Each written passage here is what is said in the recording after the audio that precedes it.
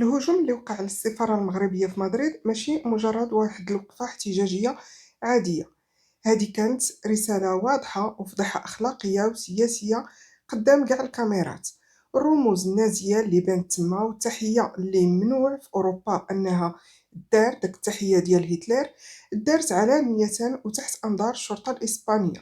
ولكن اللي كيصدم الصح ماشي هو التصرف اللي داروا هاد المتطرفين الإسبان، بل هو الطعنة اللي جات من واحد الجهة ما كانتش كتخطر على البال. كاين واحد المؤامرة كتحاك في الكواليس، وأطراف كنا كنعتبروها مع الأسف دول شقيقة اختارت أنها توقف في الصف المعادي للمغرب في وقت حساس كيتعلق بالوحدة الترابية ديالنا. الأزمة بدات من اللي قررت إسبانيا تستفز المغرب بواحد الخطوات اللي كتمس السيادة ديالو، ومع الأسف واخا خرجوا تقارير استخباراتية من المخابرات الإسبانية كتقول باللي هادشي اللي وقع ديال السبتة ماشي المغرب اللي طرف فيه، بل كانوا صفحات من واتساب ومن جهات مثلا في انستغرام وفيسبوك كانوا الأكثرية ديالهم كانوا جزائريين وتوانسة وبعض المصريين وكانوا حتى مغاربة. ولكن مع الأسف واخا هادشي كامل بان، جات طعنة من عند الأشقاء. كما قلنا الأزمة بدات ملي قررت إسبانيا تستفز المغرب بخطوات كتمس السيادة ديالو، وهي عارفة مزيان أن غضب المغرب ماشي سهل وميمكنلوش يدوز مرور الكرام. هذا التوتر ركبت عليه جهات يمينية متطرفة في مدريد، وخرجوا في مظاهرات بقصوحية الوجه قدام السفارة المغربية. المظاهرة ما كانتش سلمية نهائيا، بل كانت هجومية بكل ما تحمل الكلمة من معنى، من طرف واحد الناس محتلين أرضنا لقرون ودابا جايين يبردوا غديدهم في الرموز ديالنا. الخطر في الأمر هو تورط واحد الناشطة إسبانيا معروفة بالتطرف، واللي قامت بأداء التحية النازية قدام عدسات الكاميرا. هاد الحركة في أوروبا تقدر تدخل أي واحد للحبس سنين، حيث كتعتبر دعوة صريحة للكراهية وإبادة الجنس الآخر. هاد الناشطة ديجا كانوا عندها واحد سمعة خايبة وممنوعة من دخول ألمانيا من 2020 بسبب هاد الأفكار المتطرفة والتحريض على العنف ضد المهاجرين. الغريب هو أن السلطات الإسبانية ما حركتش ساكن وخلاوها دير اللي بغات قدام السفارة بلا ما تعتقلها، وهذا الشيء كيعني تواطؤ واضح ومحاولة لذراع المغرب. ولكن موازاة مع هذا الشيء اللي واقع، بانوا واحد الأطراف وحداخرين في الوقت اللي إسبانيا كتمارس فيه هذا الضغط على المغرب. بانوا واحد التحركات غريبة من قنوات إعلامية كنا كنظنوا أنهم يعني جنبنا وبصفنا كما كان المغرب دائما بصفهم. قناة الجزيرة القطرية اللي من المفروض تكون مهنية ركبت على الموجة، ومن منذ بداية زعما هادشي اللي وقع في سبتة وهي كتقدم واحد الصورة سيئة على المغرب وكتجاهل كل الحقائق. ركزوا غير على الجوانب السلبية وحملوا المغرب المسؤولية كاملة، وبداو كيبينوه على انه واحد البلد اللي كيعاني من الجوع والفقر. الجوع نساو هما اللي قطر فاش كانت في عز الازمه ديالها مع الامارات والسعوديه صيفط لها المغرب في رمضان، يعني غير بانت الازمه داك الصباح صيفط لها طائرات مليئه بجميع انواع الجبن والحليب ودانون والعصائر لانه كان رمضان، وما خلالها بدون انها ما تطلب شي حاجه، وما خلاهاش لانه عارف قطر ما عندها حتى شي حاجه وكتاخذ كلشي من السعوديه كتستوردو ومن الامارات، خصوصا هاد المنتوجات ديال الحليب والاجبان والعصائر وهذا الشيء اللي ذكرنا بالاضافه للخضر كذلك والفواكه. ولكن الرد الجميل غادي يكون بهذه الطريقه، وراو ان المغرب كيعاني من الجوع والفقر والناس هاربين منه، وهذا تزييف كبير للواقع.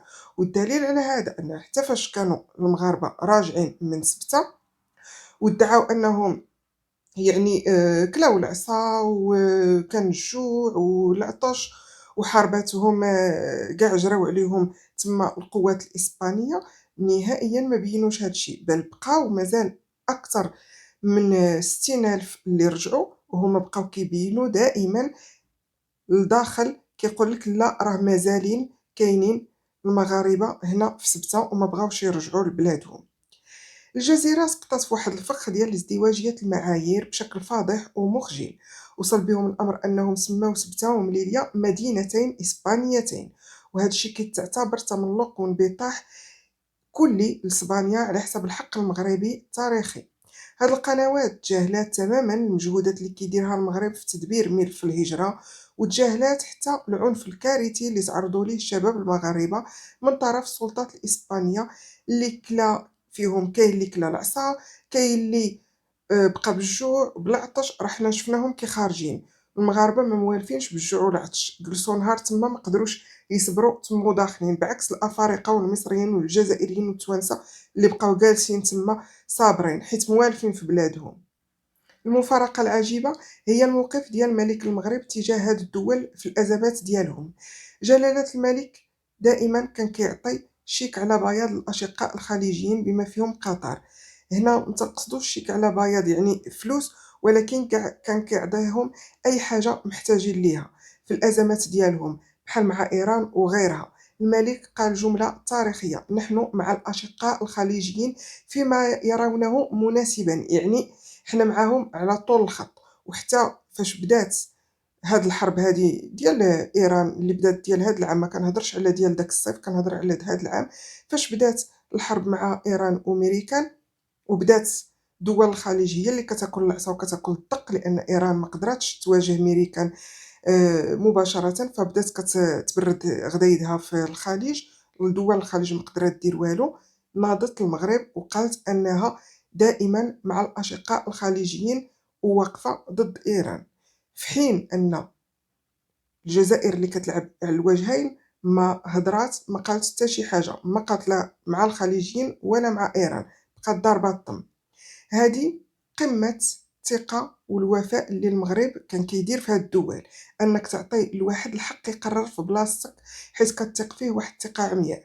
ولكن مني وصلت النوبة للمغرب في ملف سبتة، هاد الاشقاء ما بين قوسين ضفاو الضو، بانوا اكثر من هاد الشيء، صيفطوا الاعلام ديالهم باش ينهش في السمعة ديال البلاد. ملي كتعطي الواحد الثقة العمياء وكتقرر توقف معاه في الشدة والرخاء، كتوقع على الأقل كتوقع منه واحد الاحترام متبادل.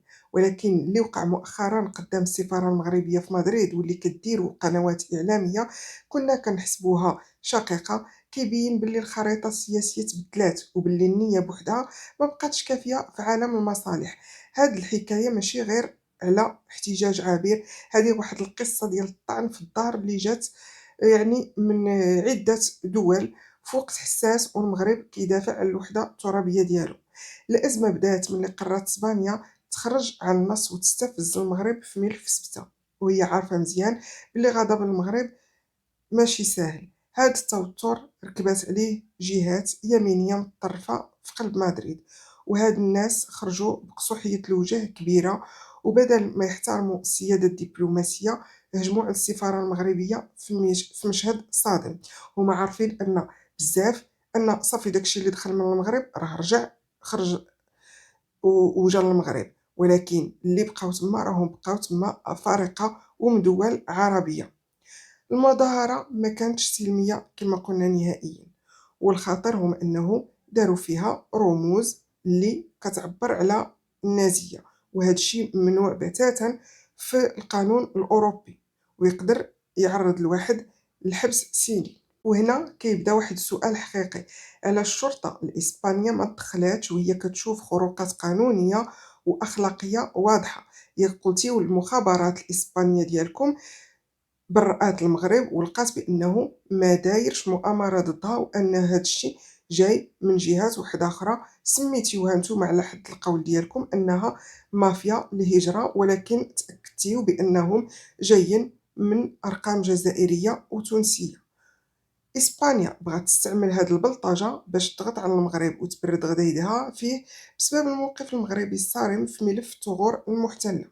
هاد الناشطة اللي استهدفات يعني وقفات قدام السفارة المغربية كأنهما صحاب الأرض الحقيقيين، وبدات كتحرض ضدهم وضد المهاجرين في محاولة لضرب العلاقات المغربية الإسبانية بشكل نهائي.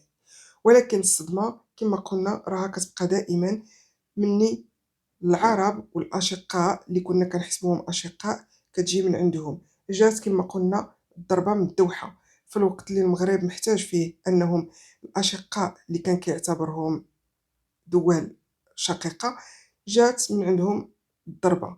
قنوات الجزيرة وقنوات قطرية وقنوات عربية واحدة أخرى كلهم هاجموا المغرب بدل ما ينقلوا الحقيقة. حنا ما بغيناهمش يجيو من جهتنا، حنا بغيناهم غير كنقلوا الحقيقة، ولكن هما نقلوا فقط الجوانب السلبية وما قالوش منين هاد الناس كيفاش تأطروا، كيفاش تجمعوا، وشنو هي الأرقام د واتساب والصفحات فيسبوك شكون كيديرها ومن عند من جات، ولا لانديكاتيف. ولكن علاش هاد الشي كامل؟ لأن اللي كيدير الجزيرة المدير وأغلب الصحفيين راكم عارفين هما جزائريين في الأصل.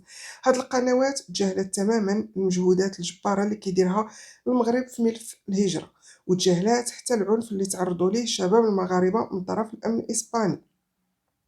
ما قالوش أن المغرب راه مني تم الدخول لسبتة راهم فعلا كانوا الأغلبية مغاربة، ولكن راهم كانوا بزاف ديال الجنسيات واحدة أخرى، من مالي، من السنغال، من السودان، من تونس، من سوريا، من مصر، من الجزائر. ما قالوش هاد الشي، قالوا على أنهم كلهم مغاربة وكلهم يعني كيموتوا بالجوع.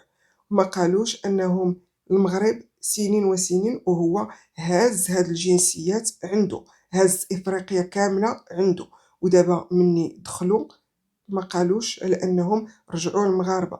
الجزيرة يعني سقطات سقطة أخلاقية وتاريخية ملي سمات سبتة ومليلية أنهم جوج مدن إسبانيات، إسبانيات، ولكن المفارقة أنهم واقعين على التراب المغربي في إفريقيا. ما عرفناش هاد المدينتين إسبانيتين اللي واقعين في إفريقيا، في حين كنشوفوا أن الإعلام الغربي هو اللي وصف هاد المدن بأنهم مدينتين محتلتين. شوفوا هاد التملق ديال الجزيرة الإسبان والانبطاح ليهم على حساب الحق المغربي كيبين باللي كاينة أجندة خفية اللي كتحرك هاد الإعلام. هاد ما بين قوسين الأشقاء اختاروا الجهة ديال إسبانيا وركزوا على هجوم المغرب اللي دائما كان كيقدم ليهم المساعدات. وهنا كيبان الفرق الكبير ما بين الوفاء المغربي وما بين نكران الجميل اللي كيجي من هاد الناس هذا. الواقع هو واش خص المغرب خصو يتعامل بصرامة أكثر مع هاد الدول اللي كان كيعتبرها شقيقة ولا لا؟ الجواب كيبان واضح من خلال هاد الأحداث اللي طرات مؤخرا. المصادر كتقول بلي بزاف ديال الدول خصنا نراجعو حساباتنا معاهم ونحبسو من داك الطيبوبة المفرطة والعلاقات الأخوية اللي كتكون من طرف واحد. شوفوا غير مني كيجي شي واحد للمغرب، شي فقماجة، شي خليجي باغي يطلع الكونت ديالو، ولا شي عربي سواء كان من الأردن ولا من مصر ولا من أي دولة، كيجي حقا نوريكم كازابلانكا، نوريكم الرباط، نوريكم هادي كيفاش كلشي المغاربة كيهجموا عليه ويطلعوا له الحساب ديالو والكونت ديالو ويبقاو يشكروه في لي كومونتير بحال راه ما عرفت شنو داير. وحنايا كمغاربة ما كنشجعوش قنوات بعضياتنا، ما كنديروش هاد الشيء مع الأسف. العلاقات الأخوية اللي كتكون من طرف واحد راها خصها تحبس.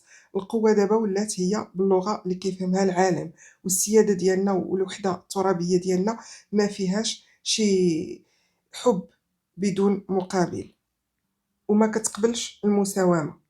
هاد الأزمات رغم الصعوبة ديالها ولكن كتعطينا واحد الدروس اللي خصنا نستافدو منها. العزلة في بعض الأحيان كتكون مفيدة حيت كتعري الحقيقة وكتخليك تعرف شكون هو الصديق وشكون هو العدو اللي لابس واحد القناع. المغرب اليوم شامخ بالمؤسسات ديالو والشعب ديالو اللي وقفة وحدة وراء جلالة الملك. وحنا كشباب مغاربة عندنا واحد الدور كبير في هاد الحرب الإعلامية. أي واحد عنده قناة أو داخل يتفرج في شي حاجة ما عجبوش يخلي كومونتير يدير ليهم أن هاد القناة مثلا كاذبة ولا فيها تحاليل مغرضة ولا كتشوه السمعة ديال المغرب، ولا ما يتفرجش أصلا فيهم ويهني راسو. هنا غادي نكون وصلت معكم لنهاية الفيديو. حاولوا تبارطاجيو هاد المعلومات باش كلشي يعرف الحقيقة اللي كتخبى وراء الإعلام. خليو لينا رأيكم في التعليقات، واش كيبان لكم بأن المغرب خصو يتعامل بصرامة أكثر مع هاد الدول اللي كتسمي راسها ولا اللي حنا في الصراحة كنا كنعتبروها شقيقة، وهي كضربنا في الظهر، ودابا ولات كضربنا على المالئ، ما بقى لا ظهر لا والو. ما تنساوش تشتركوا في القناة وتفعلوا الجرس إلا كنتيو أول مرة كتشاهدوا هاد القناة، حيت الحقيقة مازال عندها بزاف ديال الأسرار ومازال نكشفوها في الفيديوهات الجاية. وعاشت المملكة المغربية الشريفة من طنجة للقويرة، ولا غالب إلى الله، ودمتم في رعاية الله وحفظه.